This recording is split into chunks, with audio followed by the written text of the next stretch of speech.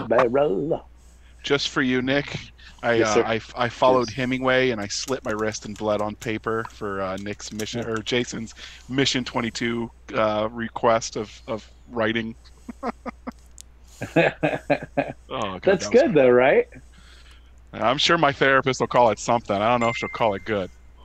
Uh, if it's all good, I it's did all the good. on the Galaxy's Edge podcast tonight to kind of start things off. I told the story about my friend Keith. So we all of us, like six of us, while we were in high school, enlisted in the army. We didn't all go to the same place though, and my friend Keith, had a pretty good career. Came out as a sergeant first class. He had he's got like a 20-year-old daughter, 22, 23-year-old. Anyway, but he passed away last year due to suicide. Oh, And I mean, he came out. I mean, he had a good job. Things on the outside looked good, but man, on the inside, it was just. I guess it was too much to handle because he went the other way with it. yeah. Well, that's good. That But is good. I think that's good to tell that and to share that with people. And and Jr. You too, writing. I have a motto: don't keep the darkness inside. Share it with everybody. it's true because somebody might have a flashlight you can use to keep the darkness at bay. Yeah, yeah, exactly. And I remember when I was in, we had a guy that just walked into the chaplain's office and just killed himself right on the spot Oh, that's brutal. after Desert Storm season 1, and and I had no we could never figure out why he did it because it wasn't like he did anything. But it's just some people, it just gets in their hard drive, or I think a lot of time there are other pressures besides the military stuff, and then I don't know. What I know is jack shit. But here's what I do know: you shouldn't kill yourself because you'll probably get past it, and life is pretty great. And here's the best way to kill yourself if you're going to kill yourself: eat a ton of hot dogs. Like don't just ruin everybody's day, but become Oh have my fun god. eating a bunch of hot dogs, right? Become get on a 2 to 3 hot dog a day diet. And I love hot dogs, but just become fat and obese and die of a heart attack, and then you committed suicide. That's what you wanted to do. And everybody doesn't feel like it's suicide. They're like, well, Gene wasn't living too good. He was up to 3 hot dogs a day.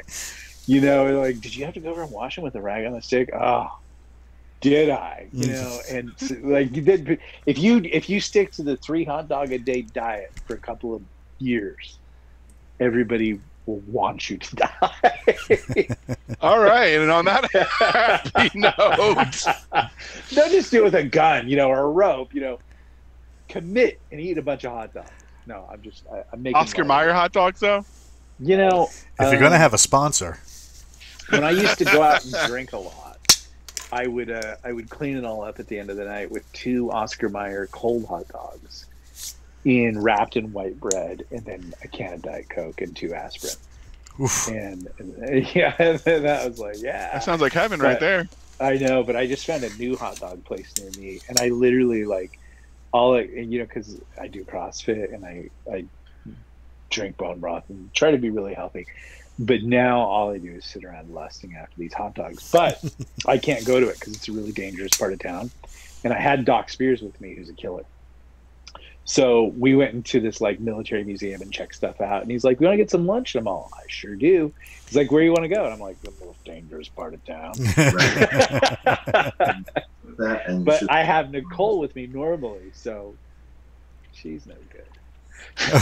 She's Well, I don't know. I've heard people do some pretty powerful things with their opera shouts. Yeah. So maybe she distracts them while you club them on the back of the head. She just did her CCW, but I still have to fix jams for her. Like I don't know how she got through the qualification, but no, I mean, like you have to remember in LA, it's heads up ball. Like it's. I mean, I think a lot of cities are dangerous, but LA is particularly like there are certain neighborhoods that you should not go to unless you have business there, and this one's on the borderline of it. And so, but the hot dogs are fantastic. So, yeah, I gotta weigh all that out, and then Walt told me about Jaggers. Oh my God, they're so good. So I'm just saying, if you really want to kill yourself, psych everybody out. Like, be really clever. Don't just do it tonight. Start eating hot dogs. And look, you'll have a lot of fun doing it because hot dogs are great. Oh my God. But, I if I really am feeling like, kind of bummed, yeah. And there's this little section of like it's dear Lord the jingle, Captain Kilgosha says. he's like what did I walk into? But there's this little section in between the city of Providence and the city where I live in. It's called Oneyville, and it's kind of like very industrialized, it can be a rough neighborhood if you don't know where you're going. Yeah. But they have these hot dog places down there where they have hot weenies, which is kind of like Coney Island hot dogs, and they're just they're magic. They're magic. Do you have? You had to start this right when I reset my fast. The most dangerous parts of town are usually where you get good food. Now, do you have Spike's Junkyard Dogs where you are? I don't know. I've not heard of that. So, maybe 15, 20 years ago, and they started in like little cities that had like big college towns. And what they did was they said, look, you come in here and you set the record for the most hot dogs you can eat, you eat for free. Right? Yeah. But here's what they did. They didn't just give you like a regular hot dog on a like a little bun. It was an all beef like giant hot dog on half of a French bread roll. Oh wow. And this typical one was mustard, a pickle spear, pepperoni, little peppers, and 2 tomatoes. And there were dudes who were eating like 9 or 10 of those, and I'm like, so I get back. What's that? Were they Samoan? I don't know, but like I got back, and I'm not a big dude. I'm only 5'5", right? But I mean, I still look like I work out, even though I'm in my 50s, and I'm like, I walk in there about 15, 20 years ago. I had just gotten back from active duty, and I was getting ready to hop over to the Philippines, and I knew I wasn't going to have anything like this for a while. And I'm like, oh wow, this is a neat idea for a hot dog place. And the guy was like, oh, if you Captain Kilgosha, a midget. Yes, I am. Yep. I am. I have been lovingly described as a Vorpal midget, and don't you forget it.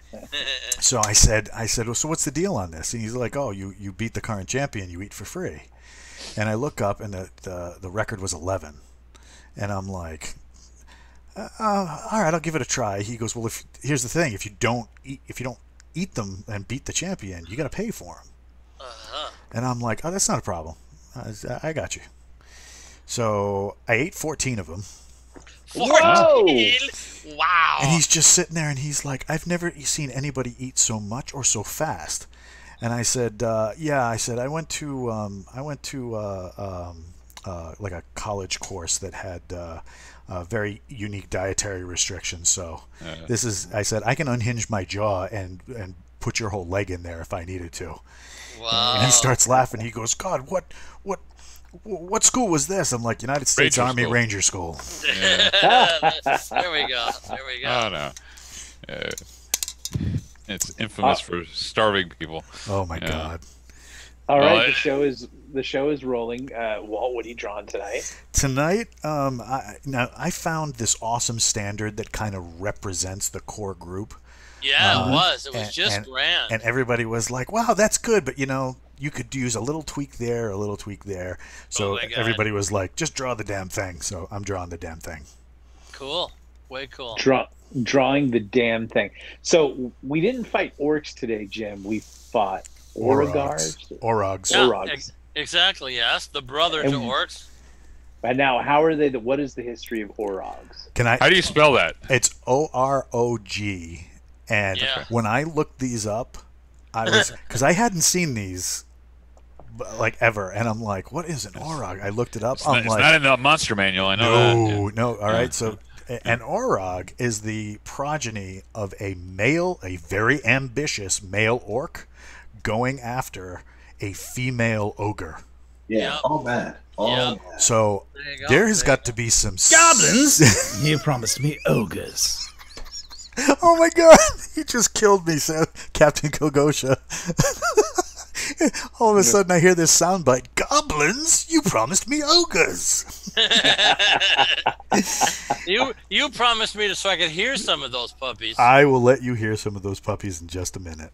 All right, very So good. I figure I'll get this drawing out of the way and then we'll Yeah, multitask. sure. Yeah, sure. And so, how did Orogs come about in the world? Okay, of that's D&D? an excellent question. What happened was you guys went down there and cleaned up on the orcs who were guarding those stairs and not wanting anything to pass. And so the orc chieftains got a hold of the Orog chieftains and said, hey, there's bigger stuff coming down these stairs. Help me guard it. And so they sent a crack group of 20 of the best Orog fighters to guard it. And again, you guys just happened to go down when they were sleeping, and they're too dumb to set up a guard while they're sleeping. And so you've easily defeated those. And so now the orc chieftains and the Orog chieftains are scratching their heads saying, okay, they creamed those guys. What can we do now to protect those stairs? And they, of course, have come up with an excellent plan. Well, why do they have to protect the stairs? Well, because they don't want people invading their level. Wow. Do they have some good stuff? Oh, man, they got some great stuff. You know, Captain Kogosha has a really interesting point. Uh-oh. He says, if all these creatures are in the dungeon, who's feeding them? Other creatures, of course. Robillard.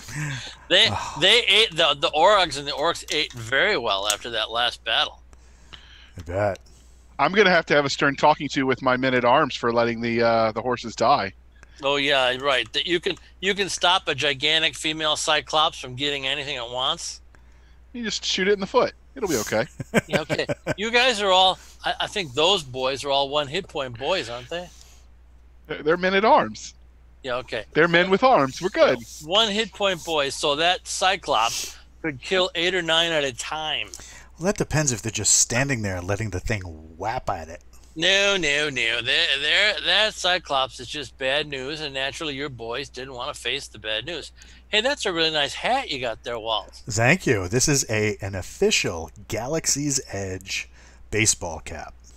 Who do you have to kill to get something like that? Why, James, Jason. I'm glad you asked. If you go to galaxiesedge.us and visit the night market, aka the store, it's right there. You can find one right there. Is there any apparel there? Why, James, I'm glad you asked. Yes, there is apparel. They are very nice polo shirts with the Ooh. Legion crest on them. I And love me some polo shirts. They have a KTF workout shirt, which I just so happen to be wearing under my sweatshirt. They have, oh my God, there's so much good stuff in there. You Nicole should, just modeled the Wildman T-shirt. For, Come on, she did really. Are yeah. you telling me there's a picture of Nicole on a T-shirt at your store? I don't know if it's at the store. It's on the main page as a slideshow. Okay. Yeah, it's on the main. Yeah, it's there. And Cool. Can't wait. And how did you guys come up? Where does someone find Orogs? Is it Monster Manual 2? It's that's a very good question, my excellent friend.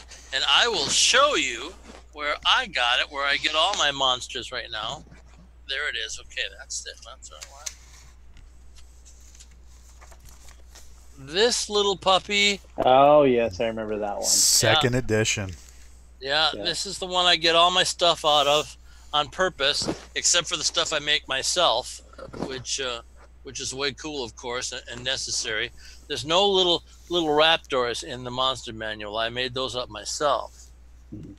Is there a monster that you made in the monster manual that you're particularly proud of? Ooh, that's an excellent question.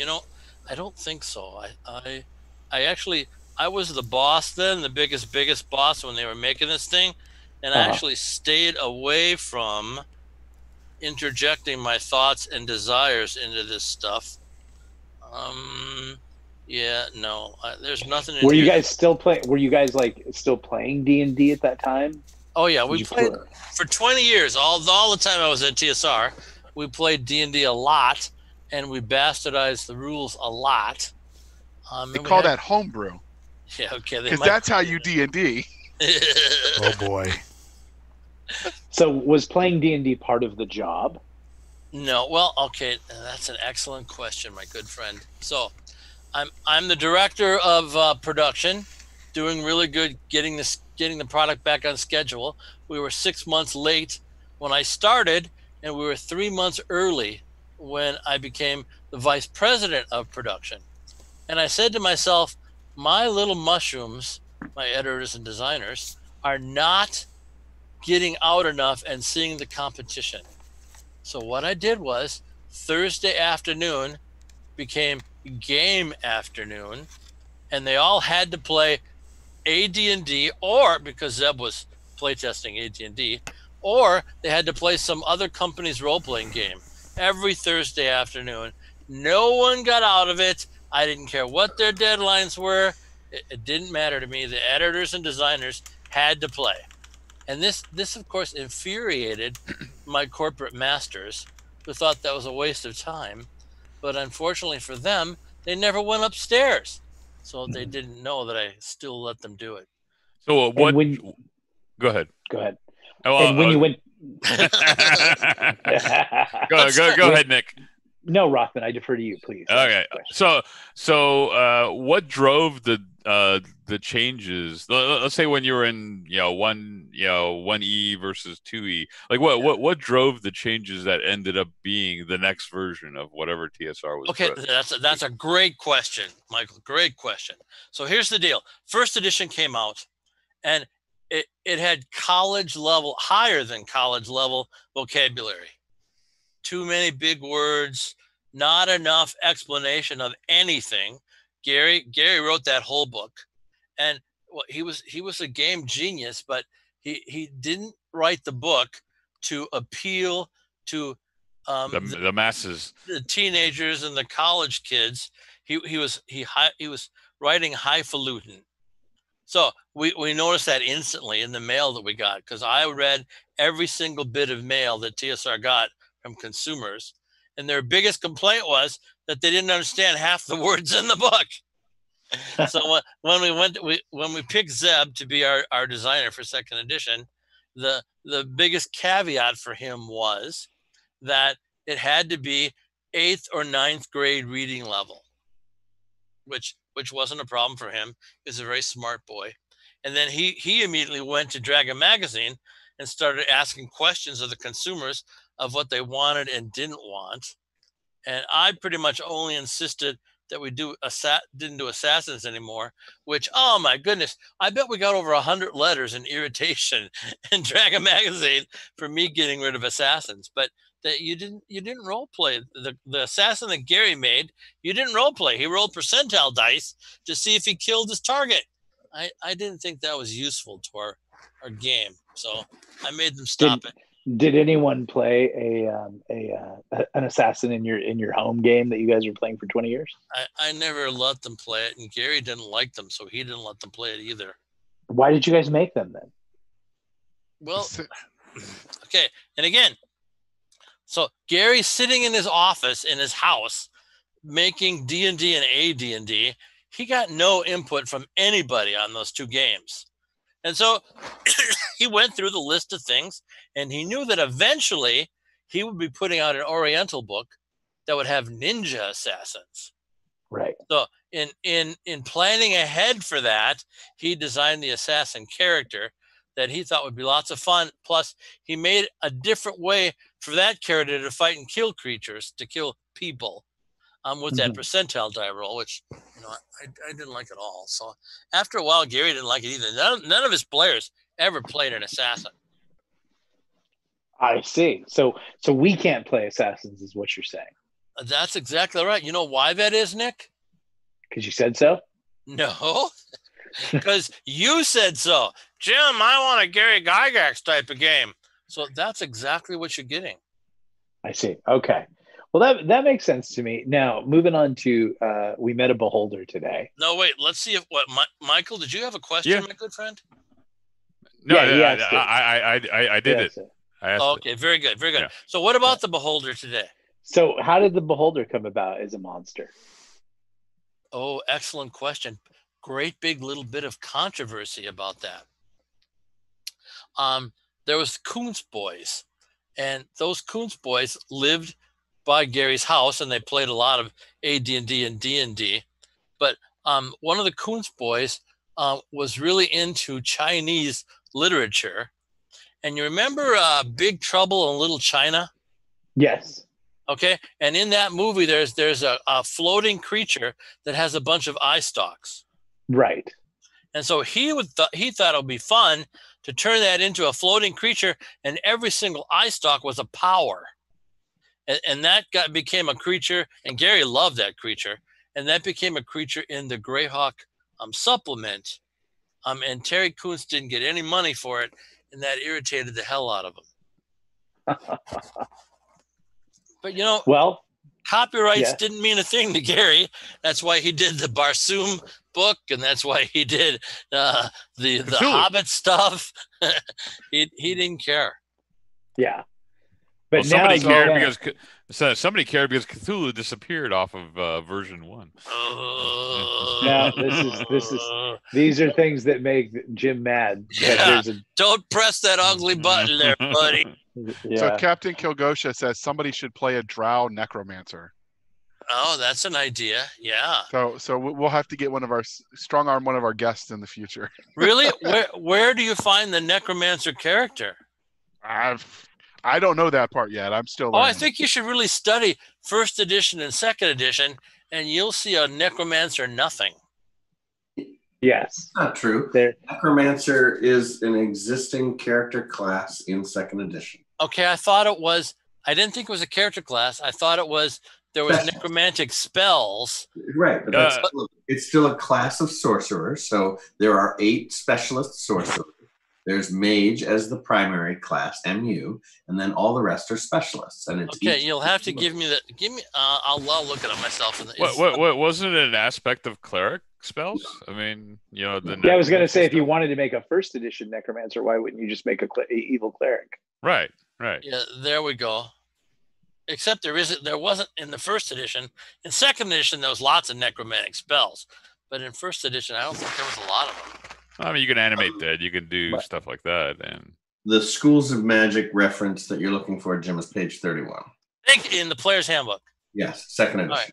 All right. I will look that up then tomorrow Each morning. of the schools allows. The thing that's really great about taking a specialist, necromancer, alterationist, or whatever, is they get 1 extra spell per level, which makes them very powerful in the early levels. That is very nice. Plus, if you got that very nice 18 intelligence, you get extra spells too. You get a little bit of a buffer, and I don't know that you get extra spells with high NT. You get higher lower failure and higher percentage that you can have for your maximum list. The only high wisdom gives you extra spells, but high intelligence never gave you extra spells. Really? I thought it gave you one for every level increase. Wouldn't that be nice? No. Okay, very good. I was thinking I might like to make a samurai or a Ronin character from OA, and that would be my next character. That'd be a fine idea. You guys need some sub flunkies. So what happened to the barbarian and the Viking or the dwarf that I had in the first Crimson Hawk? Are they still in the other dimension? Of course they're in the other dimension looking for you.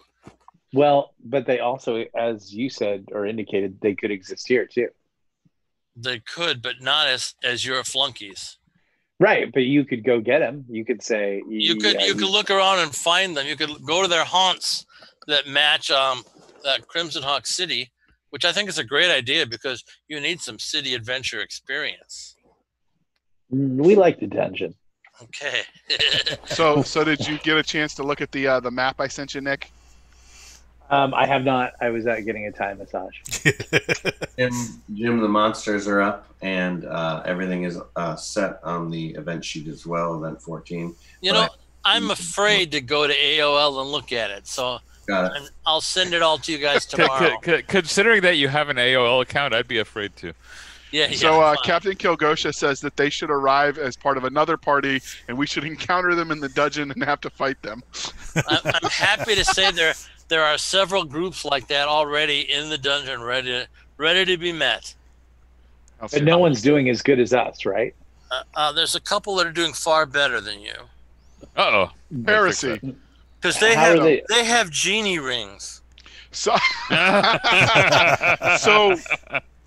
so is there a supply line that we could attack in this underground well at the underneath of Wells End Castle? You know, you have so much exploring to do on that level. It's a gigantic level, and there's stairs up and stairs down, and you'll be horrified at what's on those levels. You just have a lot of exploring to do. You said that you spent when we said we were going to try to fortify the well. You said you spent 10 years on the well. I did spend 10 years going down Gary's well. Yes, but we map different from you guys.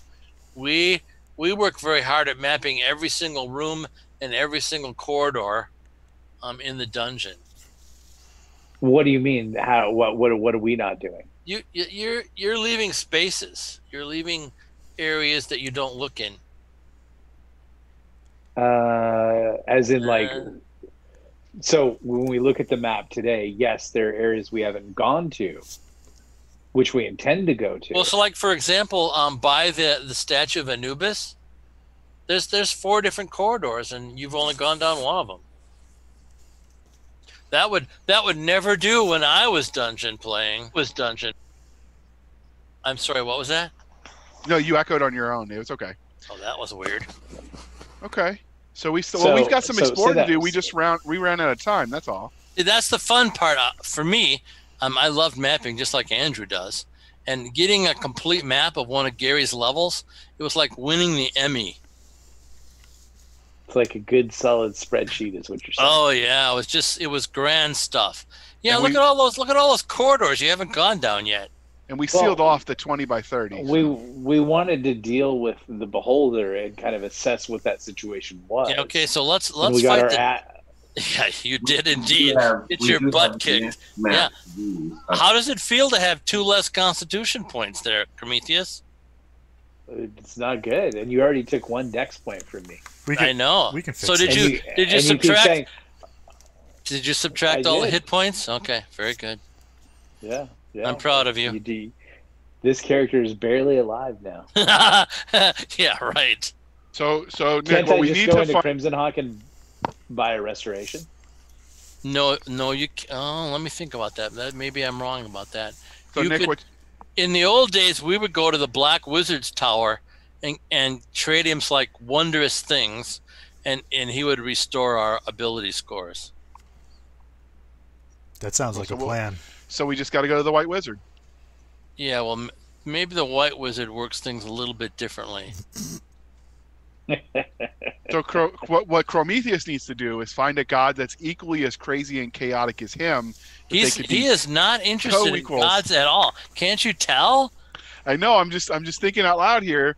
And then you could just be secretly plotting against your god to kill him and take over. But in the meantime, maybe he could hook you up with a little bit of, I don't know, restoration. I just want you to know, just like Gary did, on the first level of the Drow Tower and the first level of the Gnome Tower, there are some very nice statues that will give you solid ability scores. Speaking of castles, we found the wish, the genie ring, in that with the dwarf guy. Was that actually in hell, or was that on the way out?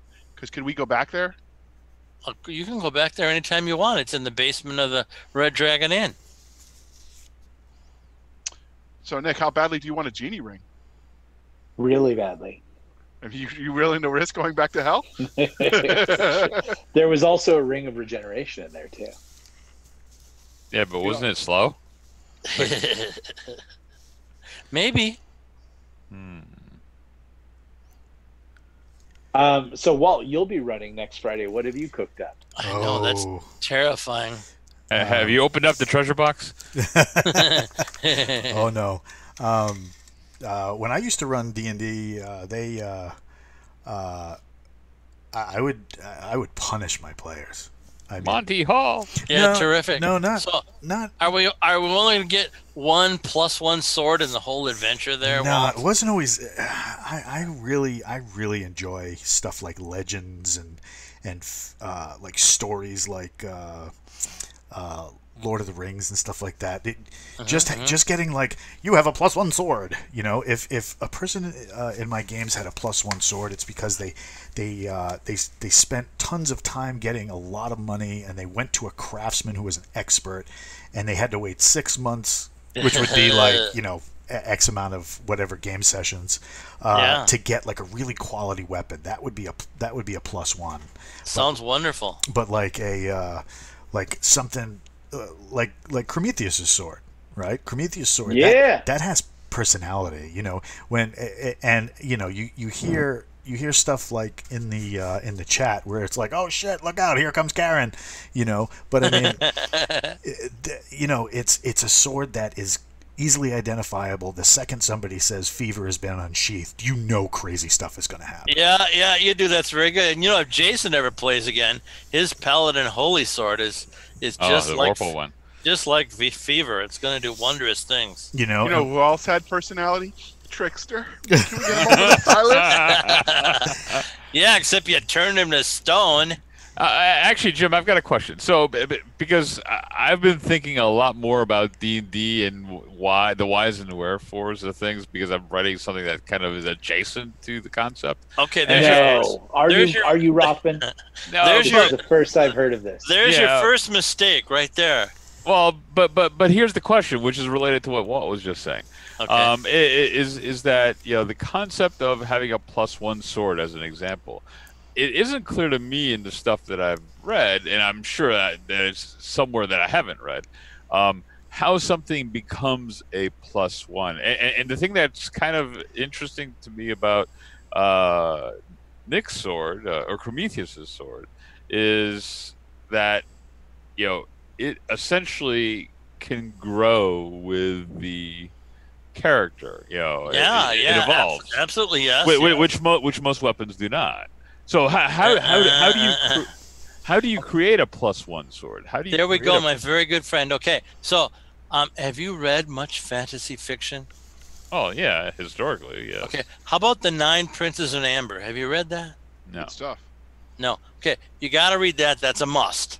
Okay. Okay, so what happens is swords get names, and swords get used in unusual ways, and swords start talking back to their masters.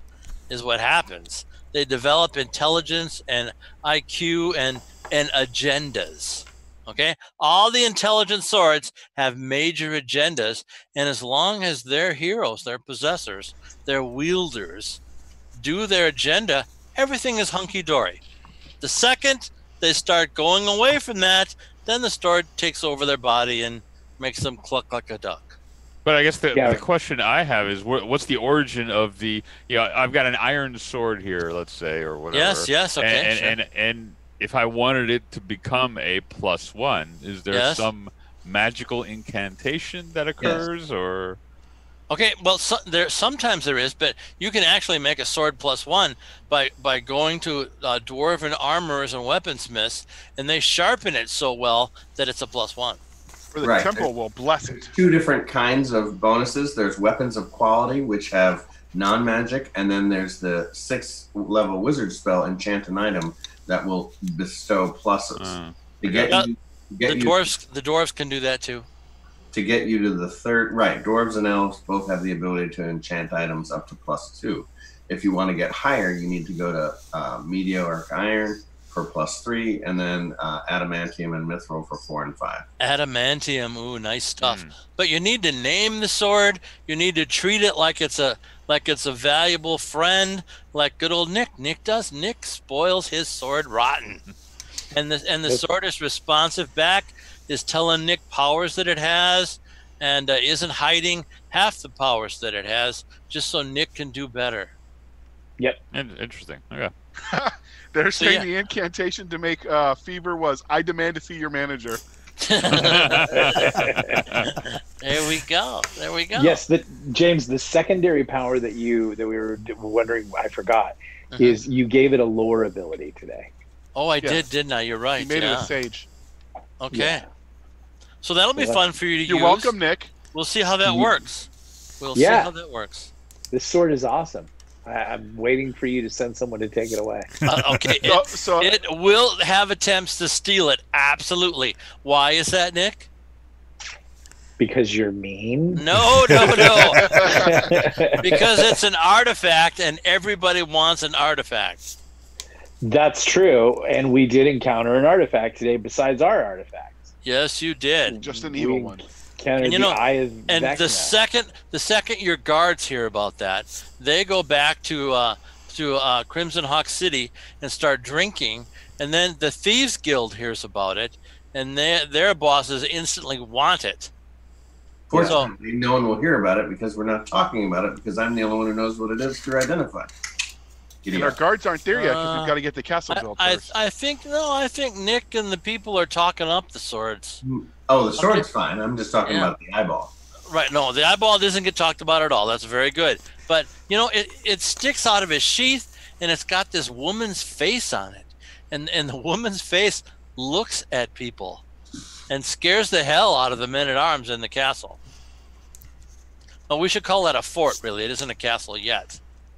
It will be Trickster soon. Trickster could have been a good sword like that. It could have been.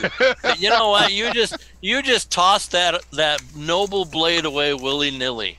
No, it's still a good sword. It's just stone. We're going to It's keep just working on it. stone. Well, Yeah, no, right. at this point we dedicated it to Anubis Yeah. along with the gem, so that way Fever could get the diamond. There Or we no, go. it was a gem. It Cat's was a emerald cat's eye. Yeah, Yes. If I was going to take from Anubis, I needed to leave him something of equal value. that's right. Exactly. I couldn't put that better myself. We may need to think about doing a rewrap on Nick's sword's handle. Yeah. A rewrap covering the beautiful face of Fever? I don't think that's going to be allowed. I don't think Well. Prometheus would let that happen. No No. way.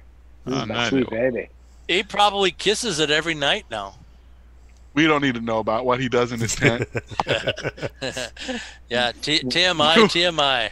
when Well, he can make it- when little knives start popping out. Then you know something really bad is happening. Because I've been conversing with this sword, the last when we were mowing the grass and our monkey wolf sex army destroyed the Hodges. Are you speaking in euphemisms? Mowing the grass and everything else? Yeah, and you said, and Fever helped us. She manifested, and she sang a song, and all the Hodges got off their horses. Exactly. Yes, they What did. was that? What was that she did? It was a power that she manifested that you don't know anything about yet. Well, Siren song. Yeah, okay. Come on, I'm supposed to do that, JR. I didn't So- say anything. When she manifests on the full moon, she's going to ask a big favor. She wants to make little needles. With every favor comes a price. Yes, she understands that. Yeah, and I can So- turn into a fire giant too. Hey. You can. Yes, I don't know if you want to, but you can. So Knight of if I- Barsoom, just so you know, Trickster was a longsword. It wasn't the Kopesh, which you keep telling me to pronounce wrong. No, you pronounce it right now for the first time in your life. Yeah, you don't pronounce Ron correctly, but Now you have to get your best friend Cleric's name. So what happens to Drawn when we're gaming? Is he going to be his character going to be with us, or is he going to be with Horus for the week? he's guarding the something. He didn't tell me he was going to do something with Horace. You guys are adventuring with the. You got a dwarven ranger coming in, right? Yeah. Yep. Yeah, as you guys are adventuring with the dwarven ranger, Dron can be training troops assembled from the temple. Hey, we need a healer in our group. I think change your plans there, John. What is Terry going to be? Thought he was a paladin, right? Yeah, I Yeah. think he said paladin. And So we have Terry Dakota. Mixon, We have Dakota Kraut too. and Terry Mixon and Christopher Denote. Okay. Oh, we know really? what they're There's gonna that. Man, that's a lot of people. It is a lot And of I people. bet all of them are going to be fighters of some sort because they're You know, smart. just as long as I can get behind all of them, I'm going to be a happy little dwarf. Except if the attack comes from behind. Uh-oh. This is Oh. Terry. Something awful just Now, happened. Dear God. He's very rugged. Oh, got a you got that. 50 plus strength. 19.5? He's Jeez. sharing. Is that what he's doing? He's Yeah. sharing. So he's a beast. It's a tank. He's got to get those hit points up. Where is he? HP. No, this whole thing is him. Yeah. So remember, he's 4th level. Oh, that's right. That's right. 4th level. Okay. And, You're right. and where's his hit points? I don't see it. 52 at the bottom. Wait a minute. What is this 16.79? He's a paladin is a subclass of a cavalier. So he gets partial points? You get 2 to 20 per level, starting at 1st level. So you start with percentage on strength, and unlike the original game, it's strength, dexterity, constitution, and charisma for a paladin. And so he's got he has 8 to 80 extra points that got distributed through those 4 abilities. And so like on Constitution 17.41, if he went to 17.51, would he get would he get the 18 hit points? No, it's when he rolls over to 00. So he'll go to 1799, and then he'll go to 18, and then he gets the adjustment to the stat set. And I don't see his hit points. Where are they hiding? Right below. Bottom. Oh, they're at 52. Yeah, he is a tank. Yeah. He chose some good weapons. Lance, longsword, two-handed, flail, and a battle axe. He's still deciding. The things he hasn't done, like I said, is he hasn't worked his equipment, and he hasn't finished what he's doing for abilities. Yeah, you don't have to do any of my abilities on my ranger. I'm doing Gygaxian rangers. Which means what? So, Which means we didn't fool with those abilities in the old days. well, but you want to include those, so that's why when you gave them to me, I've given you the list so you can look at it. Okay, all right. I can't complain And so about that. I did it in OD&D, 1st edition D&D, and 2nd, so you can see. I've got Andrew looking at my character sheet because I don't want to make a stupid mistake. We don't judge. Yeah, I judge. Okay, Captain Kilgosha thinks that James is going to want to kill us again and shoot us in the back while we're on the firing line. I have to say that shooting you in the back is the best way to be hurt. But I would never do that with my heavy crossbow. Never. And the fact that you're also a ranger, which means you're good aligned. Yeah, well, that means I can. So That doesn't can mean I'm Rangers be smart. evil? No. Yeah, of course. Okay, I don't want an anti-paladin. I have no problem with evil rangers. Oh, all right. Yeah. So That doesn't mean they're legal. I just have no problem with them in my game. So do we have access to a smithy? Because I'm still thinking about this grenade thing. Yeah, I Yes. can make black powder. So Okay. all of my retainers have a mix of their weapons crafting. So once we get the castle finished, we could build one. Okay, no. I gotta be convinced that the leap from saltpeter, sulfur, and charcoal Well, is made into gunpowder, and that you haven't convinced me of anything yet. I can give you a 5-step process for distilling back guano into the needed saltpeter, and charcoal is very easy to get. And then Yeah, okay, sulfur great. is- I'm so glad to hear you say that, Michael. Now the Yeah. question is, how do you combine the three? How do you make that leap? Oh, it's easy. You do it by weight. 75, 50. No. No. You are not Talking getting about the process side for us. So I'm an alchemist. I make compounds, mixtures, all those things constantly. I told you I'm working on explosives. It's a quantified leap specific to the types of things I'm working on. Okay, and that's great. But before we reach the end result, unless we find a Spelljammer ship, then we have to come up with the step-by-step process. Yeah, are you saying the concept of an explosive gunpowder mortar type thing? We have to arrive at that concept, is what you're saying. Right. Yes, Not- absolutely, yes. So Because the answer to that is that Prometheus would tell them. nobody, yeah, right. Nobody on the world has put this formula together, but there are Spelljammer ships coming in and out of the world, and they all have gunpowder. Well, and I can summon as a fifth circle spell a minor helm, so I can turn any boat into a spelljamming ship. So would we say that Token and the and some of the stuff that he wrote in the 1930s would be the type of technology that we would be saying is compatible with our game? Yeah, okay. Tolkien tossed in a bunch of World War I stuff, and I agree. He did explosives, but they were very unusual. And I think they were only used in 2 places in the whole set of books. So Knight of Barsoom is predicting that Levi will get blown up at least once during the research. It's possible. It's possible. But there were lots of. I mean, even on the 111th, his 111st birthday on Bilbo's birthday. Fireworks. Fireworks. And okay. Guess what black powder? What kind of powder is in those fireworks? There's no powder in there whatsoever, Michael.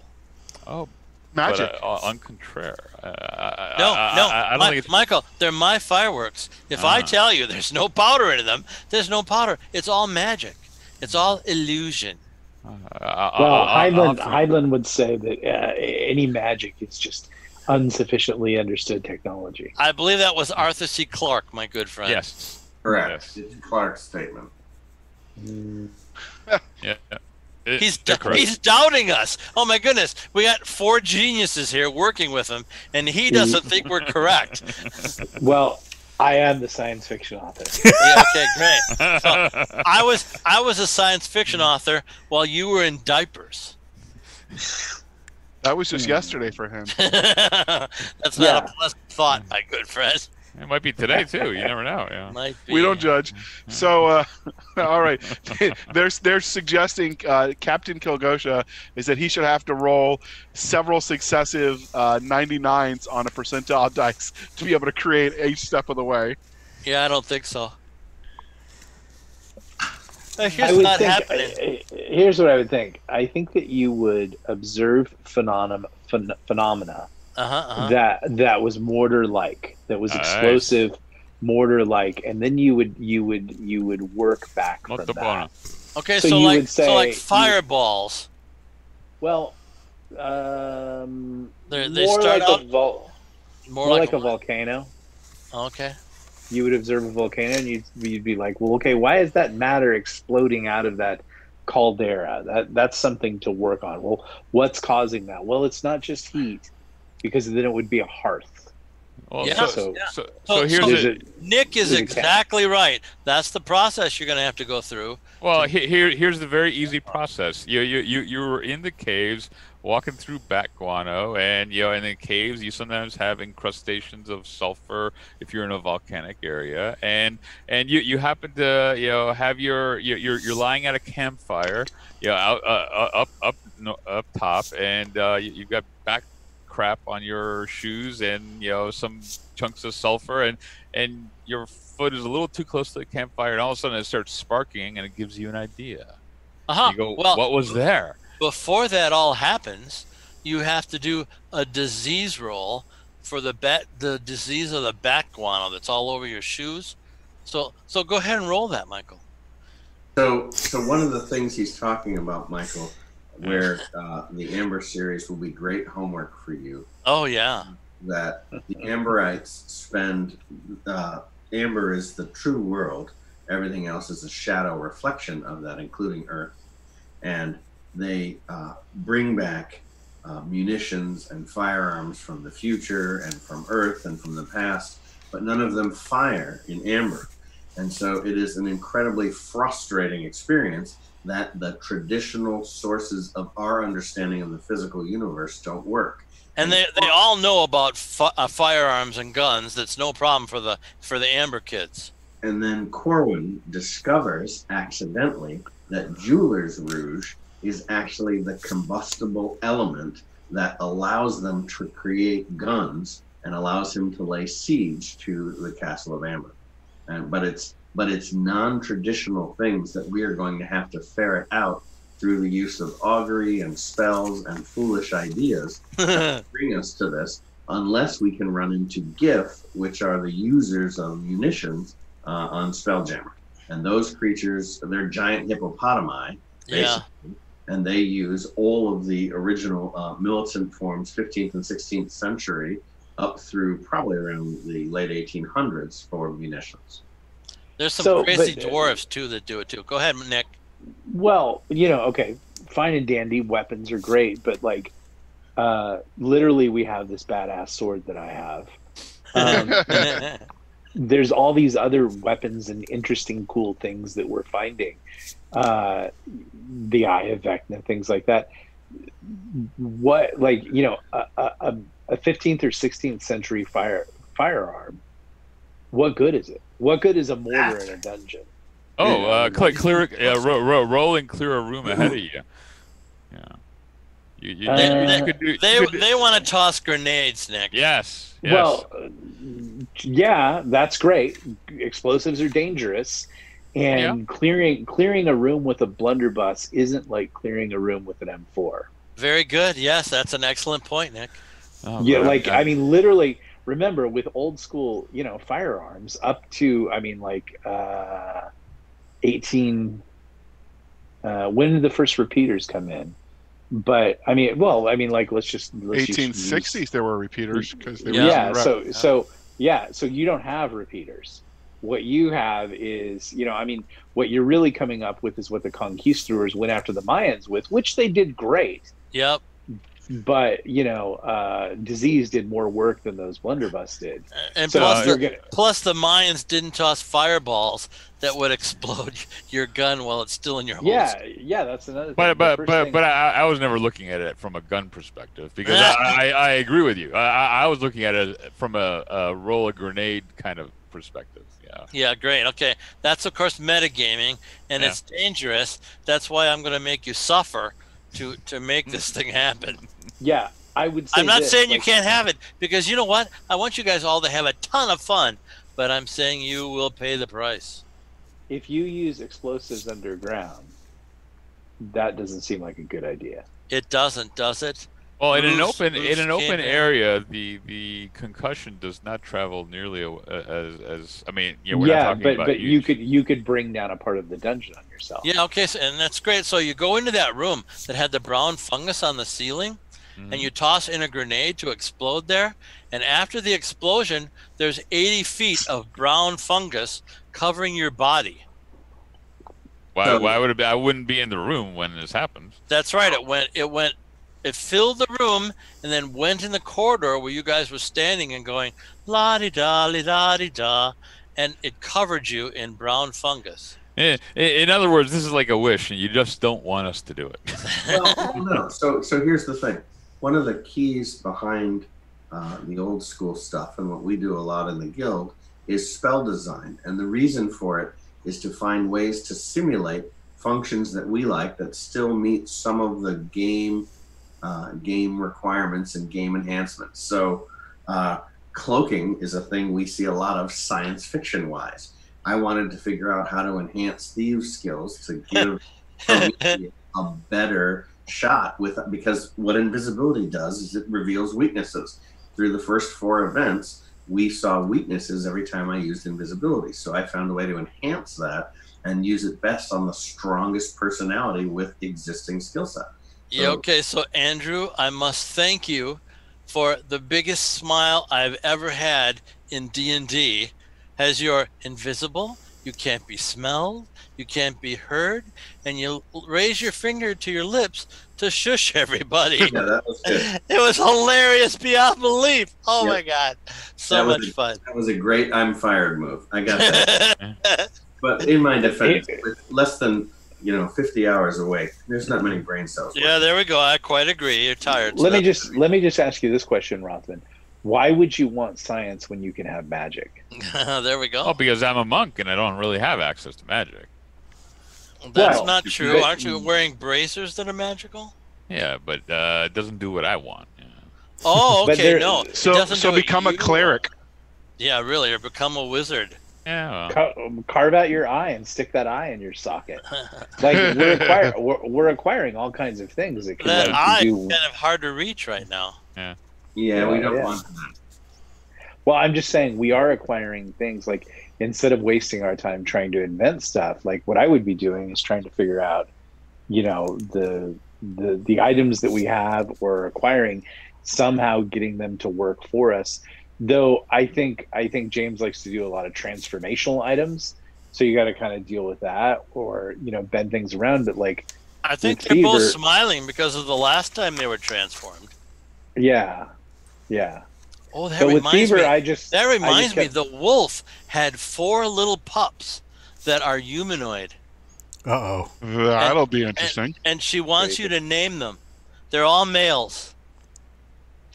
Okay. Good luck with that child support. Yeah, really. So maybe we should let all the subscribers come up with 4 names for the pups. Pup McPupface.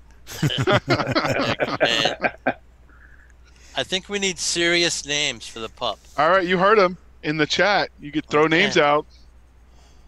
There we go. Good. That's how we ended up with the name for the dwarf.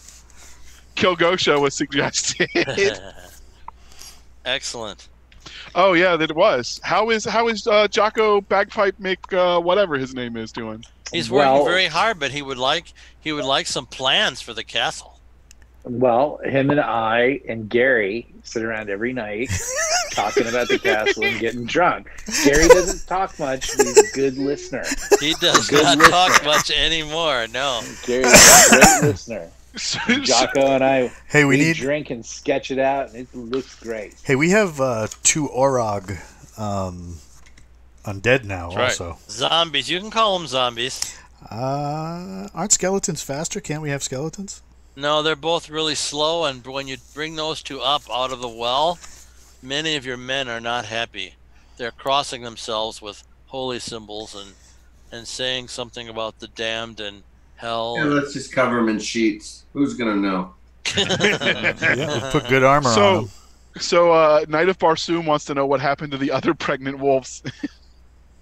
That's an excellent question, and if you were back in that Greyhawk, you'd find out. No, You it said there happened were here. 5. There were 5 left after I they hope we- killed the. I hope we return to that world and it's like Planet of the Apes, but Those damn dirty apes. Planet No, of the Wolves. but I think there are 5 female. Yeah, there were, but they're only halfway into their gestation period. Yeah. Well, there you go, Knight of Barsoom. You've got your answer. Woola Jr. was suggested as a name. Oh God. Willa Jr., I love that.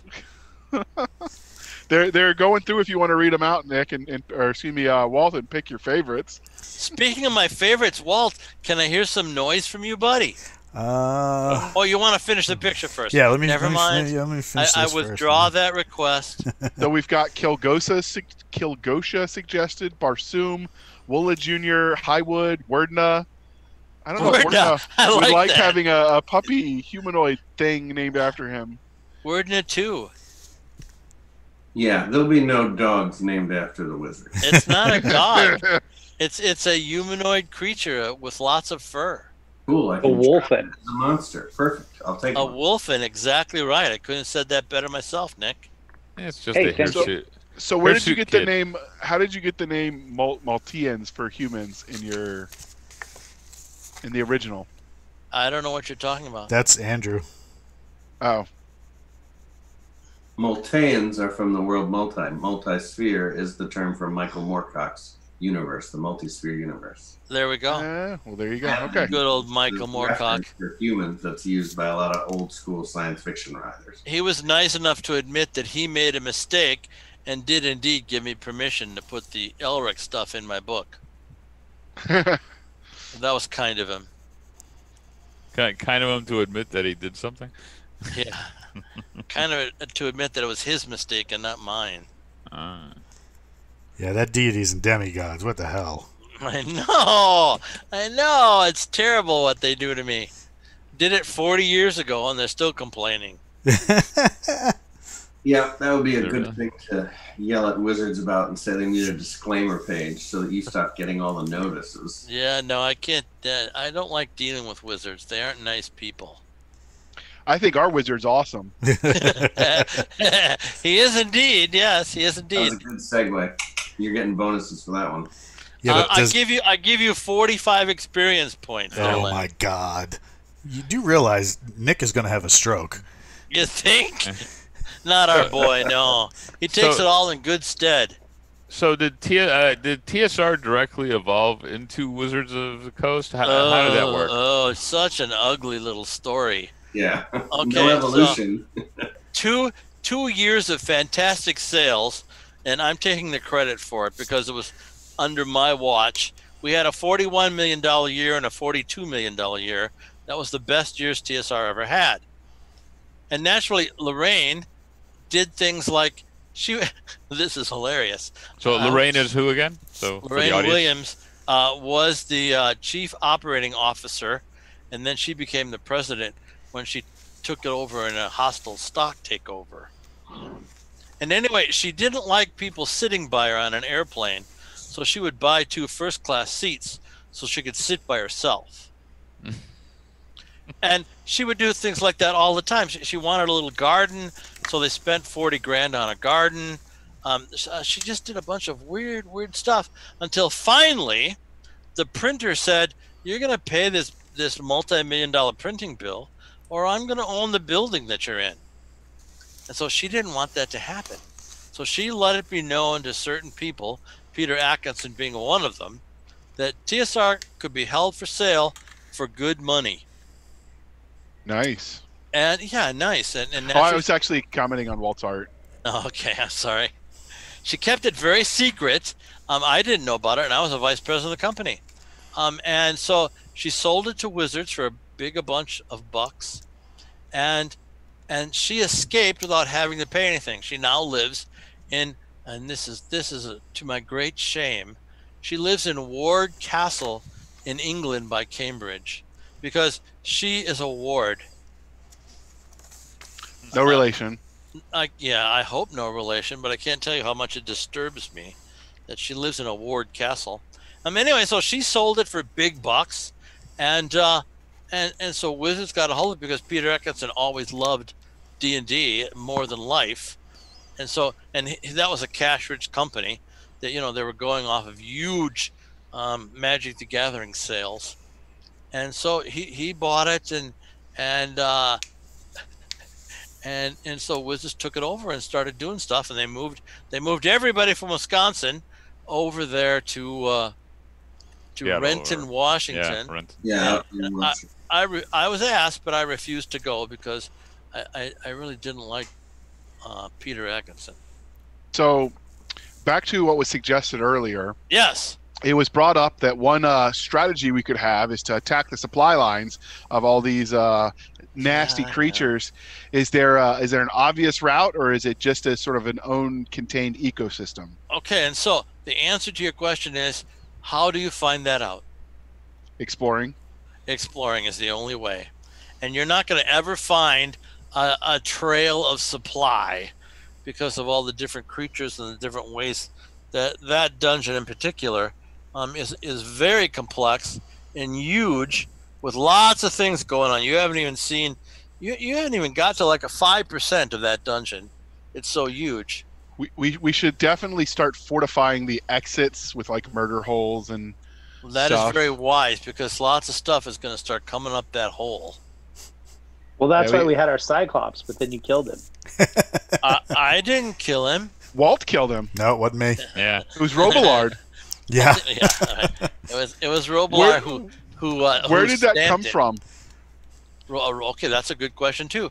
Robillard was Rob Kuntz. He was one of the oldest players in the game, and he didn't like being lawful, so he always played evil characters or neutral evil characters, and he had this lord that got it to be real high level, who would deliberately try to, and you guys should try this too. You haven't done any of it yet. He would deliberately subdue monsters. So when you subdue a monster, you don't try to hurt them, you try to bruise them. So you use the edges of your weapons, you announce that you're subduing. And if you get more hit points of bruising damage than they have hit points, they're subdued, and for a little while they will do what they're told. Only evil creatures can do that, right? No. You guys can subdue creatures too. Rob had 3 black dragons. Now he has 2 black dragons. One of them died when they attacked Dramage's castle. Kind of hard to subdue with a bow. Yeah, no, you're right. You can't. But you may make. Think of the arrows that they used to kill birds. The blunt ones. Yeah, the blunt ones. You can do blunt damage. You just have to announce to your referee, "I'm trying to subdue this guy," and then other people can't chop at it to hurt it. You guys all have to subdue it. And once you knock him unconscious, he's yours for a while, no matter how bad or evil or powerful he is. Let's subdue the beholder. There we go. You haven't even been able to chop him yet. There was he had summoned 4 other creatures in that room. That place was packed. He's a coward. He wouldn't face us. Yeah. So Andrew, do you have any solutions to that rain of blades where we could redirect it at him? Well, it seems like it's an equivalent. Most of the stuff he's doing is equivalent magic with a little bit of a twist. So we're going to try some twists and see if we can alter some of the impetus of his work. He's getting high. Andrew Wordner is getting high enough level that he can dispel some of that stuff, but it isn't automatic when he tosses his dispel because the beholder is more invulnerability. Yeah, the beholder is very powerful. So we, if you put the map in the shared file, we can start designing defensive Warren to make it difficult for them to sneak out of the. There we go. Yeah, it's something you might try. Are there like runes you could put onto the ground that like activate almost like a magical mine? Ooh, power word stuff. You got any of that yet, Andrew? Yes. So we have a couple of different options in the garden wards section that we might want to consider. And we have to decide if we want to cast things like the problem is their action seems to be so quick that it's very difficult for us to have enough reaction time. So I'm thinking of setting up some contingency spells so that when they trip this, then this spell happens to them, and that'll slow them down enough for us to get a response. Yeah. Plus, you got that very nice guards and wards spell that you can put down at the bottom of the well. I was just thinking more like once we lay out the defensive blocks to slow them down from exiting the well into our castle, if you could put something like a magical minefield, as it were. No, there we go. The dwarf can do traps too, you know. Well, right. We do like Jocko. The only problem with magical minefields is they're going to lay waste to some of the area. So I would rather it be more warding type things that prevent them from crossing. So we can now start setting up things that are alignment specific. And that's life a lot easier for the bulk of us. There we go. That means Prometheus can never go into the dungeon.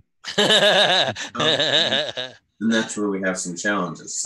I'm sure Prometheus can be given passwords. Prometheus is just chaotic neutral. Yeah, exactly. He's not evil. Plus luckily he's not quite, but almost out of his poison apparently. Yeah, that was a point that Jim brought up. Like, yeah. Speaking of that, why in the world do you think you got the snake venom? Because you initially killed me. Yeah, I did. That was my first death. Yeah, and then we encountered 2 more snakes, and I said, and Andrew had advised me to take my non-weapon proficiency, and to use animal handler. And I told you I'm taking, and I have it in my character sheet. It's a giant snake. Sheet, so did I have you roll for that? I thought, yeah, it was like a 6. Let's assume yes. And you said on a 6 you're very unhappy, and I'm like, but I have this skill. So All right, very good. yeah. All right, So you I ready still for got so- snake poison? You guys ready for some noise? Yeah. Yeah. Yes, please. Here we go. Give me all the diamonds and rubies, and I'll give you something you like. Oh yeah, Yeah. baby. So this is the one they just scared me with about a half an hour ago. Whoops. Goblins? You promised me ogres. Yeah, really good. They're really good job. That was a marvelous accent on that one. That's how you play D&D, don't you know? We have to be able to do that every once in a while on the show. Well, they what do you call it? They have, if you go on the stream when it's broadcasting, there's a little tab on the right side of the screen. They click that, and then they can pay bits to launch all these sound files. And can I just do that on my own without paying bits? I think we could set it up. So Okay, please do. I just Okay. love a wizard with an 18 intelligence. That's mine. That's mine. That wonderful. Oh my goodness. And then, of course, everybody's favorite. I hope you win your little D&D game, honey. That is just hilarious every time I hear it. I just can't believe it every time. So yeah, there's quite a few files. I was only able to load 6 of them in today. Uh-huh. The thing is, we don't want to load them in all at once. Uh-huh. Yeah. Just because of the fact that when you load them in, you then have to scroll through. And if you have just like a dedicated set of choices, you can just boom, boom, boom, boom, boom, fire them off like they were today. And they launched those things a couple of times, scared the living crap out of me. Cool. Way cool. I'm glad to hear that. I'm glad the idea worked. And she sounds wonderful. And your accent is just great, Nick. Well done. Well, thank you, my lord. It's nice. It's nice having a talented actor in the group. Absolutely. Well, yeah. You know, shiftless wastrel actor, ex-soldier, What we need all to do. that stuff. So we need to get Veronica to record her ballad. Yeah, that's a Yeah. great idea. Yeah, that was very sweet stuff that she took the time to make that whole thing. So what did we get right today on the trek down the well? What were some Not a of- lot. I think I told Andrew. I don't know if I told everybody. I got 8 or 9 emails from people that were chiding you guys for only getting the 3 rooms in 3 hours. So what was the deal with the purple symbol? I almost expected it to be drum related, but it doesn't seem to be. Was that? Oh just no, some- it is exactly drum related. Oh, it was. For They sure. weren't playing the drums. Why? Why weren't they playing the drums? They're not Because set up yet. this group, Drums are not important. this group kills drum players, so they were doing stuff not drum related. Okay. But it was great, wasn't it? Those shaman, oh my goodness, fine fellows. So physical attacks were not working. It was the No, magical attacks. Physical attacks work great. Magical attacks were a problem. So why did my bows not The work? arrows bounced. It was the clerics have a wonderful anti-missile spell.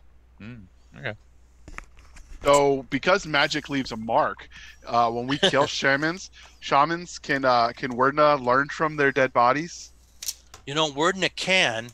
There are a few problems with that. Okay. Like Werdna might start really enjoying hurting things. How do you feel about that, Werdna? You okay with hurting things? I heard a lot of things. My kill ratio is 6 to 1. Oh, well done. That sounds great. That would have been a lot tougher of a dungeon if you weren't like throwing out the death cloud. Yeah, really. That poison gas cloud is nasty. So Kill is a very violent spell. And I can't believe I rolled 2 morales and I rolled a 1 both times. That's disgusting. you know, sometimes you're the statue and sometimes you're the bird. Yeah. So you said you didn't think we did much right. So what did we do wrong? Well, I mean, you did have a fine battle with those little raptors. That worked out pretty well. You killed bunches of them, so that was good. They didn't scare you at all, and I really hope they would. That many, 50 of them, would scare you, but you guys weren't intimidated one bit. So that worked well. and you talked to the Cyclops instead of just killing it. So that worked very well. Maybe we should have talked to the Beholder. Maybe, it's an idea. Beholders, in Crimson Hawk City, there's a big beholder that's ahead of the Thieves Guild. Ooh. Oh, so maybe Nick has an in. Maybe, yeah. Is Nick part of the guild? Andrew has the in. Maybe we could trade the Beholder the Eye of Vecna, and he could become the Beholder with the Eye of Vecna. Oh, yeah, that would be great. I'm sure that Beholder would love that. Yeah. No. Well, he has to, for us to give it to him, he has to obey us for 100 years. Yeah, okay, I know that's not happening. Right. You for an artifact. not obeying anything. Yeah, just wait till he starts tossing the charm ray at you guys. Yeah, but if I just can't wait. I just can't wait till Prometheus turns around and starts wailing on the group. Prometheus, when it comes time to start fighting the group, which is the first character that you want to kill? No. They're all, I mean, all of them? Can I if I was Prometheus fighting, I'd want to bump off Andrew first. Why? If I could see him, hear him, or smell him. Oh, because he's so dangerous? Because he's so dangerous, yeah. Yeah, that's true. It would have to be the wizard, I guess. I mean, they both have dispel, so the charm. Either one of those guys, Drawn or Wordna, could dispel your charm, but you're going to be laying about and do wondrous damage to those people. What if we just throw a bunch of Rothman grenades in there and collapse the dungeon on him? Yeah, okay, grenades are just not happening for a while. Oh, what if we cause an earthquake down there and drop the dungeon on him? Wordna might have a spell that could do that, and there are earth elementals that can do that. And I could become a fire giant. You can become. You're really proud of that, aren't you? I think it's pretty cool. I don't know what a fire giant does, though. You'll have to read it up in the monster manual. Andrew could just tell us. And, he could, but he's not gonna because he wants you to do a little of the homework. I mean, I have a monster manual, but it's 5e. I'm sure it'll be fine, though, right? Yeah. That is hilariously funny. The fire giants are kind of neat just because of the fact that they look like 15-foot tall dwarves on fire. They do. I think they're taller than 15 Are feet. they? Let me see here. I just always liked the idea that they were these massive like engines of destruction, but they look like, Plus, they're totally resistant to fire, which is way cool. Yeah, they look like they look. I'm already resistant. Fire giant. You're right. It's 18 feet tall for the fire giant. Yeah, but they look like they're short and like compared to their height, they're squat, so they look like giant dwarves. They do. Yes, they do. Wondrous creatures. Just, I can't wait. And it's probably going to be years before you get down there, but I can't wait till you meet that big fire giant chamber with the red dragons and the lava and the marvelous. That doesn't sound fun at all. Oh my goodness! It was like I said. We saw them at 8th level. We ran for our very lives, and then when we were all 10th level, we went down there and kicked butt. Right on. Now, how do you think Crimson Hawk or playing Crimson Hawk would have changed or would change if you slapped in something like 5e or say Castles and Crusades or Swords and Wizardry? Okay, so we played 3 hours today. Yeah. We had some big battles today. Yep. If it was 5e, we'd still be rolling. We'd be playing 90 hours. Oof. Everything slows down tremendously. The combat's slower. Everything is way slower. What about Castles and Crusades? They do a lot of interesting stuff. No, that's just like AD&D First Edition. So that it'd be the same result. They're a little bit more wahoo, and they're really into skill saves. Yeah. So yeah, you want to do something really clever and smart. It isn't just enough to cast the spell. You have to, roll against your intelligence or your wisdom. Right on. I like their the way that they handle like multi-classing. I thought that was a neat touch to 1E with their. Absolutely, and they're a product engine. They turn out tons of product. I'm doing a the Kickstarter that's running right now. Yeah. I'm going to do a gunpowder adventure for them. Gunpowder. Gunpowder. Oh, so we did get some commentary in the chat during the game because I was kind of monitoring both to keep us informed and chatting with them. And apparently every time you said, well, we can go into 5 hours and talk about this and metagaming, but I thought you wanted to play a Gary dungeon. They were loving it when you were doing that. Oh, good. I'm glad to hear that because I was just, I'm just kind of teasing. But well, you were a foil to Prometheus, to Nick's always. It's all about the show business. Yeah, really, exactly. But did you catch that, Nick? I did. It was cool. It was cruel and cutting, and I had to assuage myself with a Thai massage. Yeah. Well, there you go. There we go. Did you have a Thai coffee at the same time? Oh boy, that's almost too Caligula-esque. I did have a pastrami sandwich though. Oh yeah, fantastic. Well that's right in line with that Thai thing. That's fantastic. And Nicole gets a Thai massage too? Yes, we get couples massages. Couple massages. So does she get a guy and you get a girl? No, she gets a girl. It's me in a room with 3 hot chicks. Oh jeez, life is so hard for you, Nick. We're just gonna start calling him Hugh Hefner. Yeah, and everybody's rubbing oil on everybody. All right. Well, we won't want to lose our family-friendly rating, so we'll move on. Exactly. So, what about you, Nick? What were the good and the bad of this AAR? I would say the good was mostly me. You never tossed the sword in the air once this adventure. I didn't turn anybody to stone. Yeah. It was me who actually started talking to the Cyclops. And yes, that's true. Out. Let me give you 100 experience points for that. Why, thank you, sir. Okay, buddy. A whole 100. A whole 100. Hey, you're getting a poop ton of experience out of this adventure. I just have to add it up on my calculator. I hope my calculator goes up high enough to do it. Yeah. You don't 1 million experience for my awesome gem that I don't get. Yeah, exactly.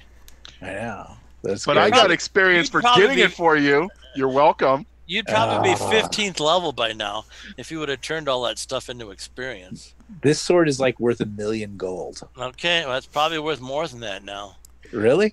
So it's an artifact. It's got a name. It's got an artifact. It has a reputation in the world. There are forces in the world now that are looking at that sword and scrying you continually.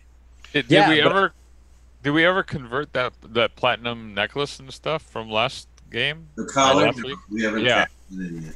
Okay. Yeah. So I must be a pretty legendary person now.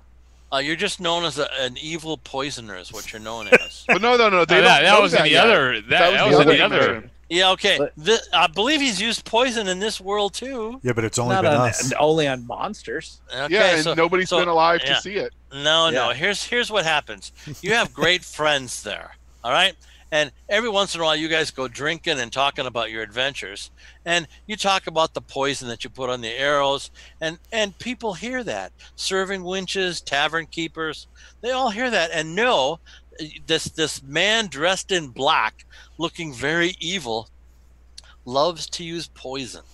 Yes, so but he has order. He has this artifact that everybody's talking about. So yeah, that must, like, in some way, I can't just be the scumbag poisoner with the great sword. Like, I have to be somehow considered kind of studly to have that sword. Oh, you're considered way studly, which is why pretty much every major force in Crimson Hawk City has decided to not try for the sword, but there's lots of other stuff coming at you. It just takes them a while to get there. All right. Okay. So what about you, Andrew? Good and the bad? Still chewing. All right. Well, we'll move on to Rothman. That's a good question. Well,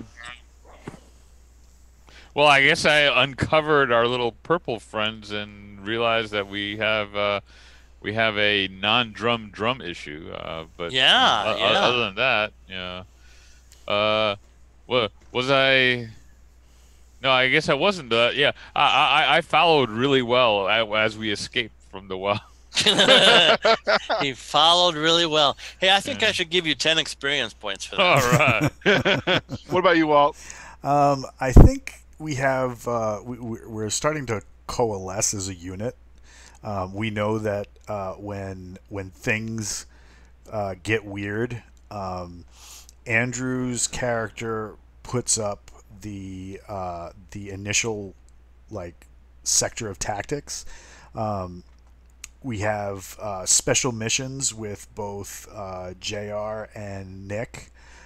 We have the herder, the person who like kicks people back into the fray so that the the pelters can do their job, and that's I think that's Michael's character, where he fights people so that they're not escaping. And then there we go. I'm running backup so that if somebody gets hurt, they can back up, or buffing people as they go forward. Which I think I what do you call it? Well, before we get into a room, I need to start. That's something that I need to work on as a cleric. Is when you get into a room, start doing some things, because there's a like couple, that marvelous spell you tossed that everybody has to touch you to make it work. right? So there's aid. So if we all put our hands in the circle and it like go team, we can hit that before we go, and that actually lasts a while. But if I need to do it on the fly, I can toss bless, and it does the same thing. The only thing it doesn't do is it doesn't give you those extra hit points. Doesn't get you hit points, yeah. But bless is a real nice spell. But like I think if we're gonna go into real like a beatdown, right? So Michael's character has the capacity to actually do some serious like mayhem once he gets going. Touch the strongest member of the party, which right now I believe is JR's character. Touch him, and then I can transfer a copy of JR's strength to both Michael and Nick. Oh, so wow. that every time they hit, they're hitting with JR's strength. How long does that last? Hold on. That's how we move the ballistas. Yeah, that's how we move the ballista. That is true. That's how you move the ballistas. Looking it up. In the better world, the world that was nicer to you. This life is pretty nice. I mean, this Anubis doesn't hate me. If you're happy, yeah, this Anubis, there is an Anubis out there that's really still angry at you and wonders where you are. But he knows because he's all things in all planes. No, he does not know. Oh my goodness! Besmirching him as a false prophet. I don't know what I shall do. No, your Anubis is blocking everything. Let's see. So, well, that's a thought for all times. The multiverse, does it have multiple gods? So it lasts for 2d6 rounds. Oh, that doesn't last very long then. Right. So yeah, it doesn't last very long, but even still, like if I can get 12 rounds out of it, especially like if these guys are going to beat on something that's beating on us. It's cumulative too, so you can keep adding that on. I believe so. There's another one I wanna mess with, but I haven't touched it yet. Is choose future, but that can be dangerous because if you got to do a percentile roll in addition, and if you get a certain percentage, it can just go bad for you. But what you do is it's kind of almost like, and it's funny because somebody at Wizards must have gone and seen this and kind of used it as a basis for the 5th edition advantage-disadvantage system. So you cast the spell, and every time you attack, or whoever you cast it on, every time they attack, they roll 2 20-sided dice, and they get to take the better of the two. Oh, that's wonderful. The bad side is if you bolo the percentage roll, you have to take the worse of the two because it's the god being fickle. So I love that idea. I love that idea. So that's one thing I'm still trying to work my head around is because you pick this god, you're going to be his follower, but then whenever you pray to him, they just get mad at you. Well, it depends because that doesn't happen. That never happens. Because roll percentile dice, and on a 99, he's not happy with you. Okay, now here's the deal on that. On a 95, this is what Gary did, so this is what I do. On a 95 to 100, he's taking a bath with his harem girls, and you interrupt that with a stupid request, and so he's enraged beyond all. He's godlike enraged, and you must die. So that's just the way it works. I died once. Contacting Balder, my deity, and he was in the bathtub with the girls, and he wasn't happy with me. I was going So it sort of makes it the Prometheus path is the right one then about not having Yeah. a god. It does seem like that, but you get support from your DD every once in a while. It's interesting that you said that you tried to talk to Balder. I talked to him a little while ago, and he just did not want to sit down. So are you still chewing, Andrew, or can you give us your? Well, I think I had a pretty good mix of spell choices because we were able to successfully use them for infiltration. Absolutely. I wasn't organized enough to be thinking about the dynamics of where the mapping of the guards and wards spell was, plus the waterfall. I didn't quite have that down in my head. And that might be overtired. That might be just not mapping it, which I should have done. I think it's great that you knew exactly what it was. That was pretty cool. But I wasn't. I thought, based on Wraith form, that Chrome would have been able to get past it. And so what I should have done is teleported him to the other side of it, and then that would have circumvented the issue. Yeah, but you can't see the other side of it. No. Through the waterfall? Yeah. Well, but so that's only a 30% risk. There's still 70% chance he'd arrive there. Only a 30% risk with Prometheus's life. No. He would have been in Wraith form. So he would have been fine. He would have just had to move up or down, and that's fine. Okay. So I'm reevaluating which spells. I thought the using Ariel's light bridge was a good way for us to move underneath it. The light bridge has continued to be a pretty good, useful spell. Cloaking has been a good and useful spell for us. Some of the design is working. I'd really like to get some of the other submissions approved because I think that will continue to enhance our dungeon crawling. Just what you need is more good spells. Now, speaking of which, can I start scribing some scrolls? You absolutely can. It takes time, though. Yeah.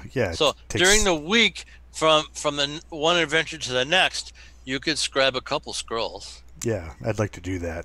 That's not a problem. But you pick them and just do them. Right on. Yep. So just so I have extra command and control. So for next week, are we considering going further down the orc path, or and setting the beholder aside for a couple levels, or what do we? Well, think?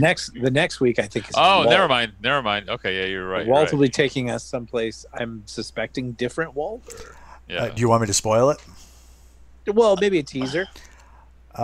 You get a visit from someone that has heard of your fame and wants your help. Oh Mine? boy. Go on.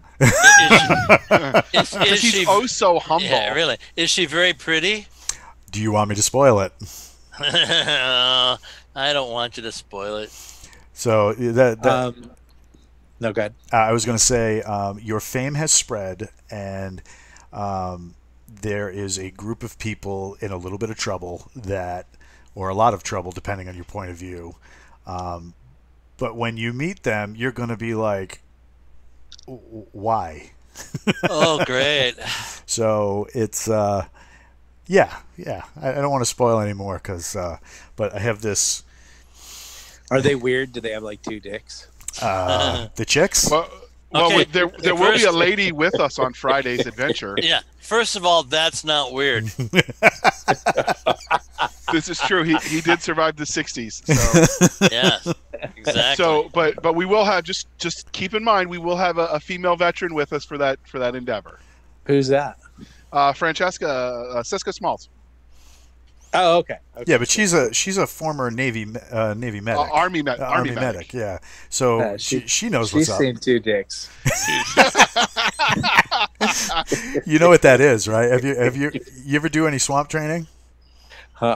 So we had so our doc comes up and he's like, hey man, I need help with one of your troopers. I'm like, what happened? He goes,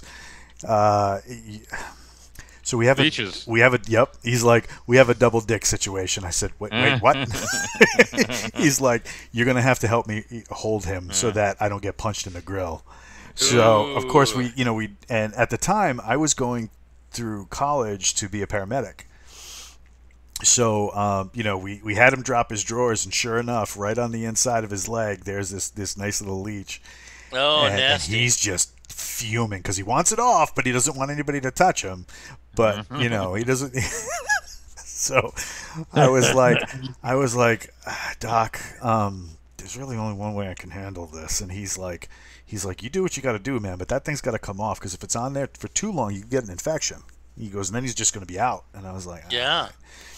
So I said, look, dude, here's the way this has got to roll. And he's like, look, it's got to come off, but I mean, he's not going to let me rip it off. And right as he was talking, I put him in a rear naked choke. And he was out in about 2 seconds, less than 3 seconds. Cool. And I said, look, you got about 15 seconds to work your magic, and it was already off. And he was, he's like, so you're going to cover him up, or you're going to leave him just laying out in the sun with his, his flagpole all out like that? I was like, no, let his freak flag fly. He gave us trouble. Let's go get lunch. When I go to wound care, they tell me all sorts of larva stories. Oh yeah. About wounds that are filled with fly larvae. Oh my goodness, it's so gross. but the funny thing is that actually maggot therapy is actually a thing. It's Absolutely. It's one of the best things to actually get rid of dead skin cells. But the real one is they sterilize those puppies. Yeah. So they're like incredibly squeaky clean, right? As opposed to flies laying eggs in a wound. Yeah. Oh boy, that was just nasty. I would say one observation that I had, borrowing a little bit from The Art of War, is that a lot of the time, like with the Beholder, and the way that James will run certain monsters, we make a move and the monster stands back and is allowed to exploit the thing that we've done wrong.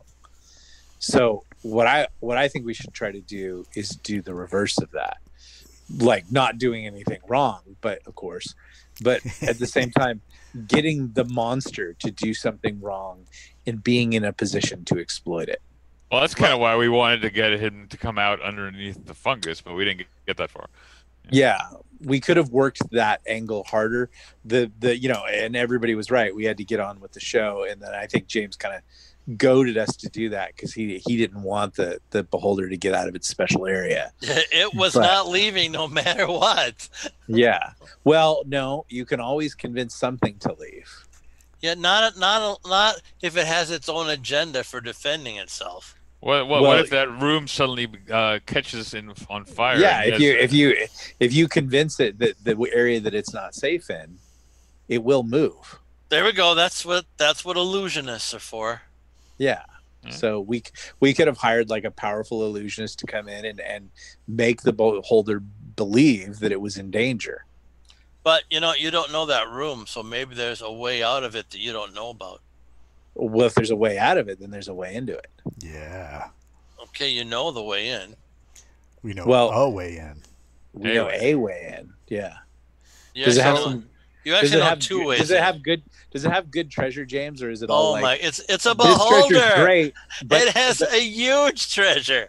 But it's all cursed, and if you put it on, you'll turn into a okay, gay. I'm very sorry, but Gary cursed a lot of things in his dungeon. You guys aren't getting affected by that now. You guys toss those remove curses, and everything's fine. Okay. Well, yeah, but yeah, sure. Okay. So, I guess for my part of the AAR, I do think we got a little bit. No one asked. Stop it, JR. I'd love to hear what you think. I'm wounded after I gave Fever such a pretty present. I guess we take it back. Yeah, you go ahead, JR. Go ahead. Well, that's what I got a wizard for. So I do think we got a little bit bogged down overthinking the room. We should have just walked away in the beginning. Oh my goodness, and so sealed bogged it. down. So bogged down. You were like kids looking at butterflies in a jar. But Yeah, and our indecisiveness cost us, a valuable magic weapon. Yeah, excuse me, JR, but you didn't have to touch that sword to the gem. You just decided to do it. Wordna suggested it. I followed the wizard. It's led us to good places. Mostly, it happens.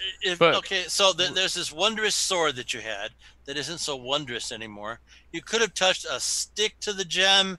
You could have touched some clothing to the gem. You could have poured water on the gem. But you don't take a gigantically valuable sword and touch it to the gem. Well, live and learn. But now the sword. Learn. Now the sword belongs to Anubis. You don't put swords in in bags of holding either. So yeah. Boy, he's learned the hard way about that, hasn't he? All I'm saying is, now Anubis has a nice trickster sword at his temple. So that would be, I guess, if we could have just not stuck around there as much, killing time, we could have probably reacted a little bit better to the beholder. That's why the 8 people said you guys took too long in those 3 rooms. And I had to figure out a way when we go up against the magic. I've got to figure out a way to be able to get into the fight because I've got the ability to hit them hard, but I'm stuck behind a magic waterfall, and I couldn't do anything. You could have gone through that waterfall, taken a ton of damage. I knew you were trying to lead us into a trap, and I was like, "Oh, great! I'm going to go through this thing and turn into bread." Okay, that's another dimension. That's a whole different fun adventure for me. For you, yeah. That'll be either a great big door or 3 doors, and you'll enjoy that immensely. Speaking of adventure, can you make water? I know Thor's cleric could. Andrew, can you make water? No, the cleric can. Braun can create water. I cannot. So we could have filled that room with water. Yes. Not that much water. He can't. He can do like big gallon barrels full of water. Could Andrew have dropped the wall on top of the beholder? Yes, there is a way to do that. Yep, there is. There's trajectory issues with it, but it's doable. Yeah, that's right. It's tricky. Can we? Go ahead. Can we put the collar that gives us control on the beholder? Well, on one of his stocks. It has no neck. So, it has no neck. I'm going to have to Google some images for a beholder. Encapsulated. So the 2 spells that could have the most radical effect on a beholder are 1, putting it on the inside of a major globe of invulnerability, and 2, taking the wall of force in its globe form like the Habitrail toy. Yep. Capturing it like that. He's got his own globe of invulnerability though. Right, I'm sure he does. That's the problem. Well, but the reverse version of either prismatic maze or the actual maze spell or fire charm, those 3 tend to work on creatures that use optics for gaze attacks. Yep, that's true. So those are high risk spells because you need to run through the entire round not getting hit. But if they work, plus this is a beholder. I don't know why you're bouncing your heads against one of the toughest monsters in the dungeon. Because he's in our dungeon. and he's easy to access. He's easy to access, yes. We want his stuff. Yeah, we want his stuff. Speaking of monsters, so we fought Medusa. Would the mirror trick that's of antiquity have worked on a Gygaxian Medusa? Yeah, there's a saving throw involved. I mean, it's a pretty good saving throw for the Medusa. But when that kind of reflection stuff works, Gary always had the Medusa rush you and bite you 4 or 5 times with poisonous snakes. So we're better off just hacking your head off. Okay, then we did right. You did right. Ultimately, that's why I decided to teleport us without messing around. I just could have gone another round or 2. He wanted to know how much you guys weigh. That's kind of amusing. So no, we killed the Medusa, didn't we? Yeah. Yes, you did. You could have had that head. You could have done amazing things with that Medusa head. Could we get the beholder with a Medusa head? Well, if he doesn't make a save. Interesting. Now, what happens if you? How did the beholder not look at the Medusa? Okay, the Medusa was ordered to attack you guys, so the beholder just ignored it. But it has 8 eyes. Yeah, it does have a lot of eyes. You're right, and it can say, "Let's only look at her boobs." All right. Yeah, it's all bad. Figure it out.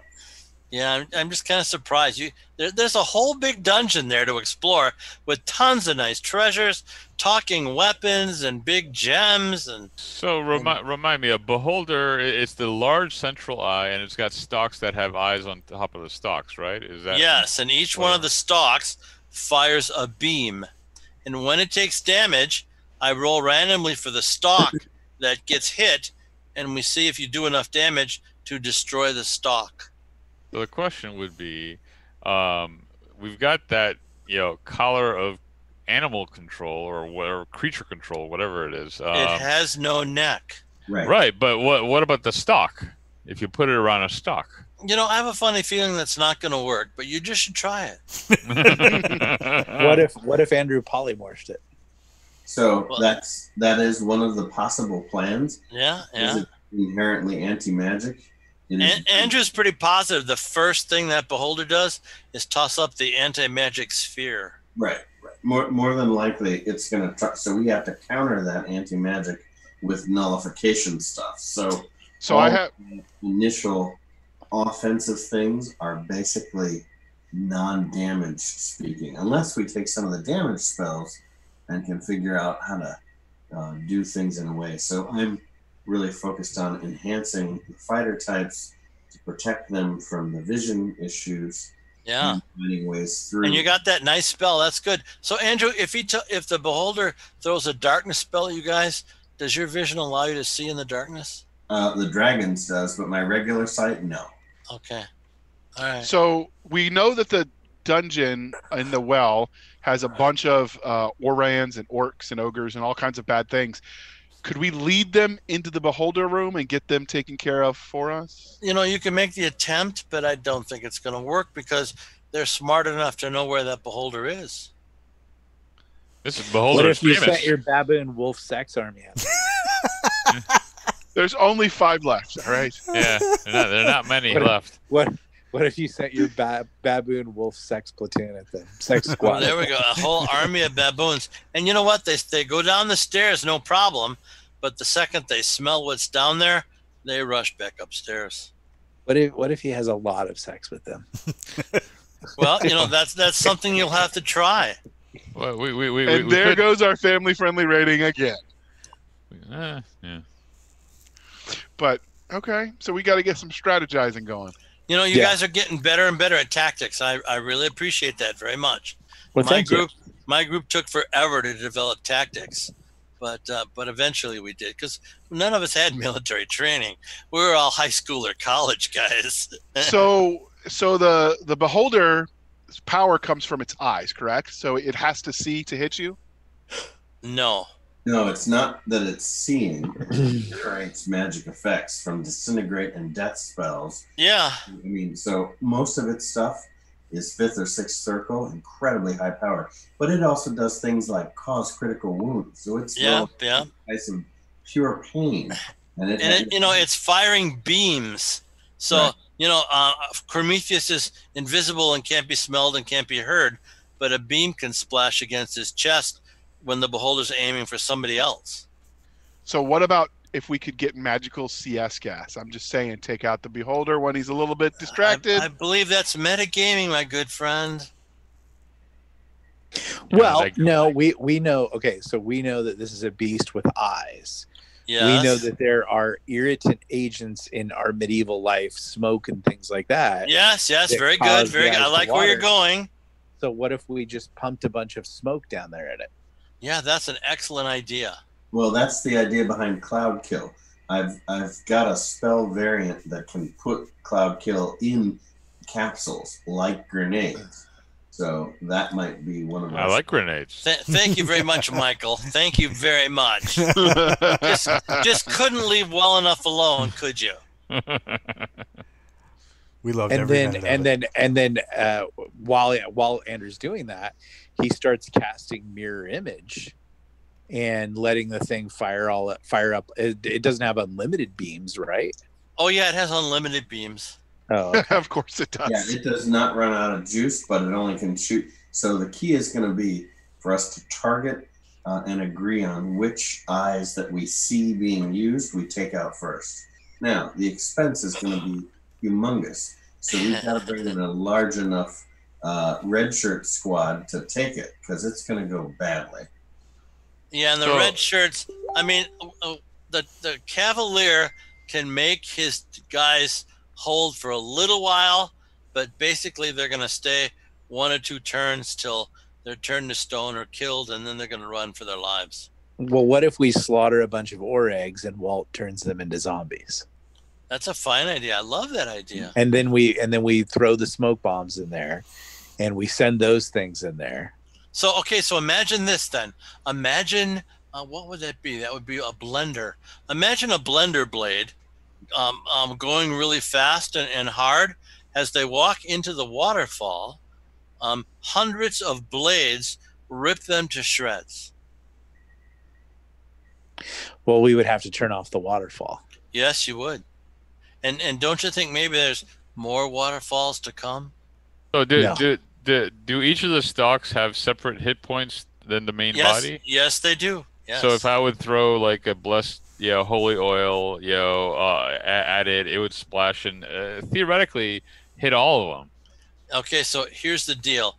It's really hard to hit a beholder with a missile weapon because it's moving all the time in the air. So your minuses would be quite large. Is it an avian creature?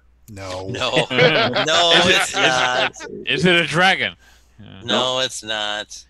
No, they have to qualify as their own genus and their own species. That got rewritten after they got so much juice from Forgotten Realms, and then when they incorporated them into Spelljammer, they made it. Ed went nuts on the beholder in Forgotten Realms. There's like 15 different types of beholders in Forgotten Realms. By race and by area. Yeah, it's pretty incredible. Pretty incredible. And in Waterdeep, there's the arch beholders like you guys are facing. Right, the leader is in Waterdeep. Yeah, he's tough. Wait, why did you say we're facing an arch beholder? Because you're facing a big beholder. Well, he better give us some stuff. He's got tons of stuff. You will be amazed at what he has unless he decides to destroy it before he dies. He might have a ring of genie with a genie in it. He doesn't have one of those. Sorry. Wish? But Fever says there's another talking weapon in there, but it's horrible and you don't really want it. Which means it's great and we really want it.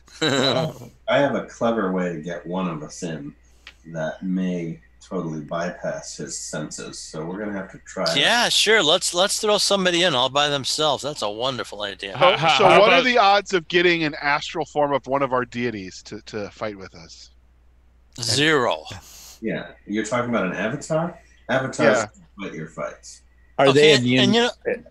And an astral form is a whole different deal. There's lots of very nasty things on the astral form. In fact, that little stone box is now surrounded by 10 really nasty things that are tapping on the stone, trying to get it open. So I have a way to destroy the beholder. Okay. Awesome. Okay. You ready? MRE. Do it. Okay. Andrew teleports in JR's bag of holding. Uh-huh.